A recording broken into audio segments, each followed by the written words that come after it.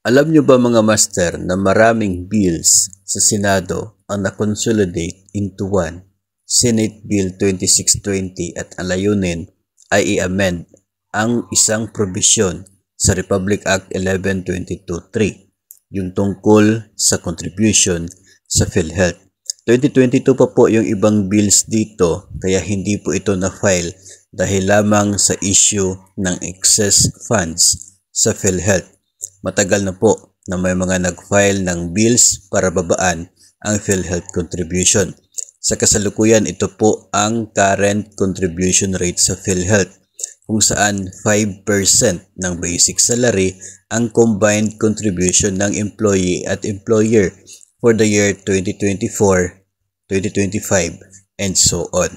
So, sa ngayon, 2.5 yung deduction sa atin, 2.5 naman ang galing sa employer para sa PhilHealth, a total of 5%. Dito po sa proposal ng mga senador ay babaan siya. Yung 2024, dapat 4% na lang, 4.25 next year, 4.5 sa 2026, 4.75 sa 2027, at 5% pagdating ng 2028. So, ibig sabihin, sa 2028 pa, magkakaroon ng kasalukuyan pong 5% kung matutuloy itong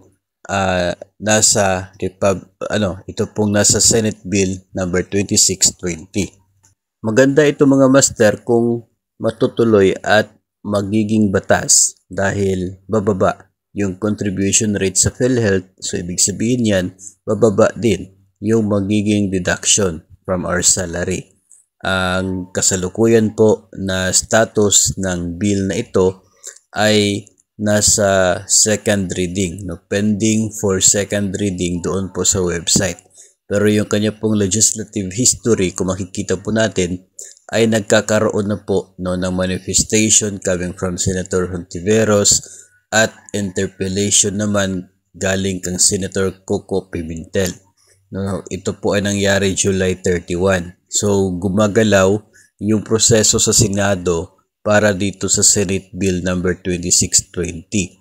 So, marami naman po mga senador yung naging author and co-author ng bill na ito dahil sila din po yung author sa mga bills na nag-consolidate. So, sana lamang ay magkaroon ng pareho po na bill doon sa House of Representatives at ma-approve ng dalawang Houses of Congress para makahabol sana bago sa pagtatapos ng 19th Congress ngayong darating na 2025, bago po yung pagpasok ng mga bago na naman pong lawmakers after the election.